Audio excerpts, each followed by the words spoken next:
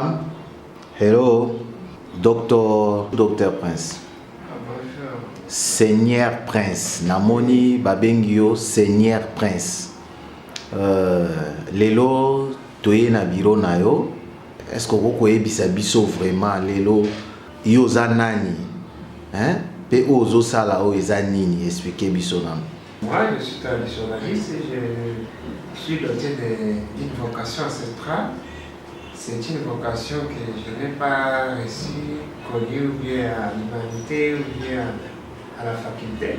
Mais c'est une vocation ancestrale que mes ancêtres m'avaient dotée. Comme vous le savez, il y a des familles régnantes et il y a de ces gens qui ont des vocations pour voir les choses, prédire l'avenir, je ne sais pas quoi montrer les chemins aux gens qui sont perdus. Qui sont perdus, peut-être ils sont envoûtés, qui pratiquent peut-être la sorcellerie. Donc ça, on peut les aider à les désenvoûter, à traiter des maladies difficiles, soit des maladies incurables, que les gens appellent incurables, mais chez les ancêtres, ce n'est pas incurable.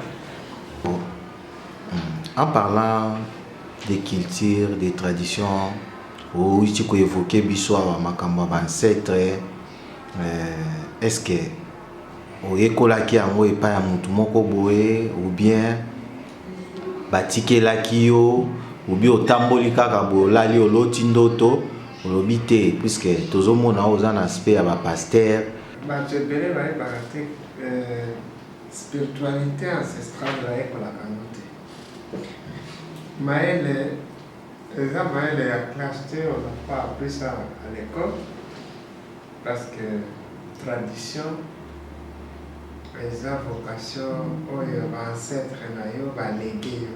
Donc on peut te léguer et pour sauver les pays, pour sauver le monde à travers la solution pour paneuroper ça va tout spirituellement.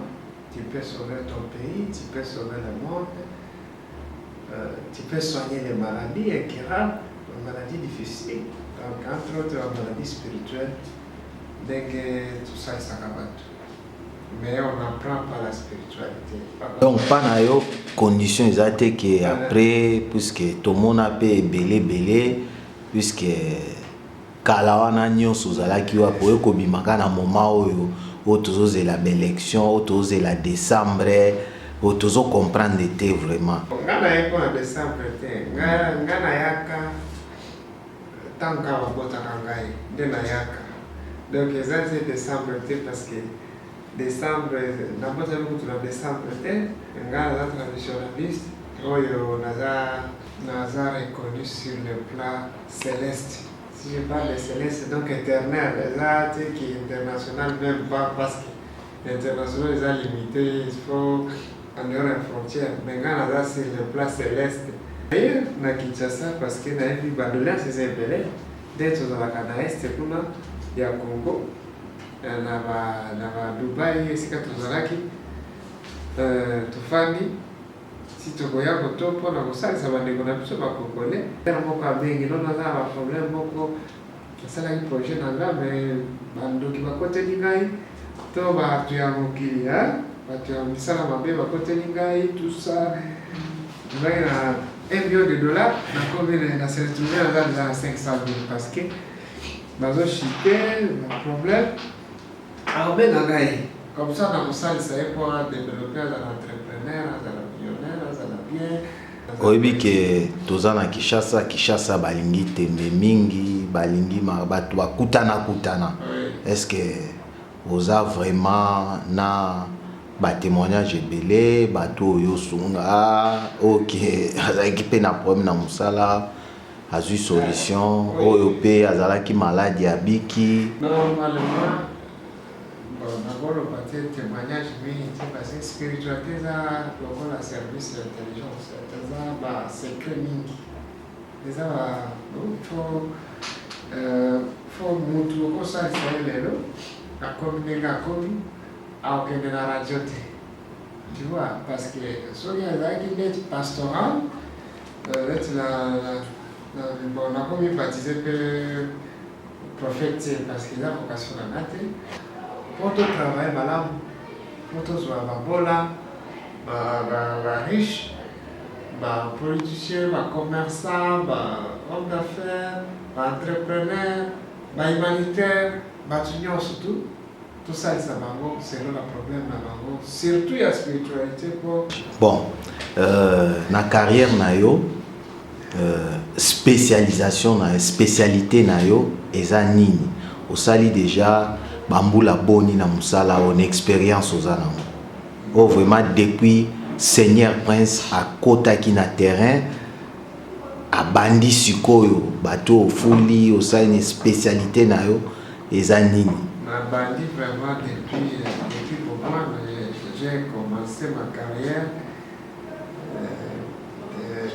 Donc j'ai commencé à l'âge trop bas, à l'âge infantile, à l'âge 15 ans déjà. Maintenant, ça fait beaucoup d'années. Maintenant, je travaille caca. Donc, Seigneur Prince Alobiaza déjà n'a pas 15 ans d'expérience. Il y a Moussala Nae, plus de 15 ans. Donc, Oyo a réalisé à Osala Makambo Salaka. Donc, ils ont été que Ote, Soko Meki Omoni, Yazati Kotak. Seigneur Prince. Ozana Mwasi, Ozana Bana, Poto Mona Batu Ebele, Babima Boyo Komona, Yazo Pesa Makambo. Mais il m'a pas zana moi cité, azana moi nate, mais alobinga na pesa kabana, na pesa kama mabota, na pesa kama basi, na pesa kama mibali.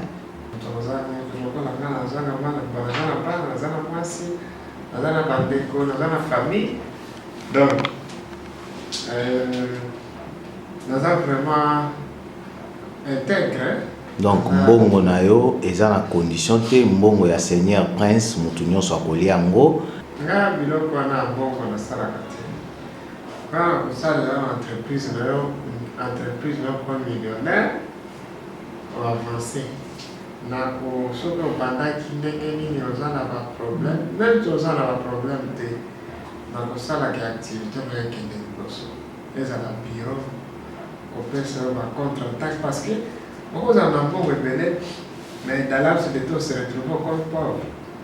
Maintenant, on sécurise ancestralement pour entrepreneuriat na yo ekende liboso. Okanga biso basinga maketo, okopesa biso biloko totumba. Naza nango na nzoto nanga soki opesi nga kombo na yo, nga mpona yebi ndenge na kotravaille yo spirituellement. Parce que namonaka kopesa bato kokanga kobosana. Nakoyebi soki esala bosani, mais nanga mpona kotravaille yo, opesi nga kombo na travaille yo. Comme ça, aussi solution. Sikoyo Seigneur Prince tokoki kozwa ndenge nini? Non, c'est peut-être un planning, il faut contacter na WhatsApp. Le numéro de WhatsApp, voilà, on a discuter pour numéro na eza nini soko kopesa biso comme ça? 64 83 776 85 64 83 776. On eza numéro na ngai soko lingo komela na WhatsApp na WhatsApp oza problème soit comme ça na babenganaki yo okomeli ngai tokorepare okozonga po kobenga na mosusu eza barakine eza mpe basorcellerie. Ok, mpona bato baza libanda numéro wana Seigneur Prince apesi bon bokobeta plus 243 to 00243 bobeti code ya mboka. Je crois que technicien akokoma yango na écran bokomona numéro ya Dr Prince na ebite mo ya suka ekoki kozala nini mpona mo ya suka ezali bato bazala deja bayebi ke batambola ebele baza basolution te bakocontacte nga soki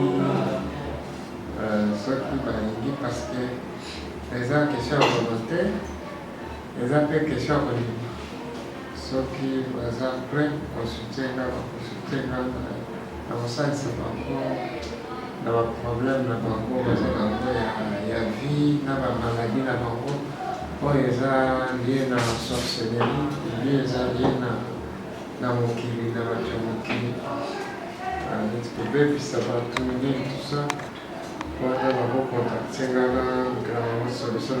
Puis c'est la Congolais, sur la diaspora, sur le monde entier, Qatar, Afrique du Sud, ma collègue Bangaï, nous sommes proches Bangaï, tout ça, on peut se comporter. Donc, bao nyonso baza na ba problème, bo hésiter te, bo landa, bo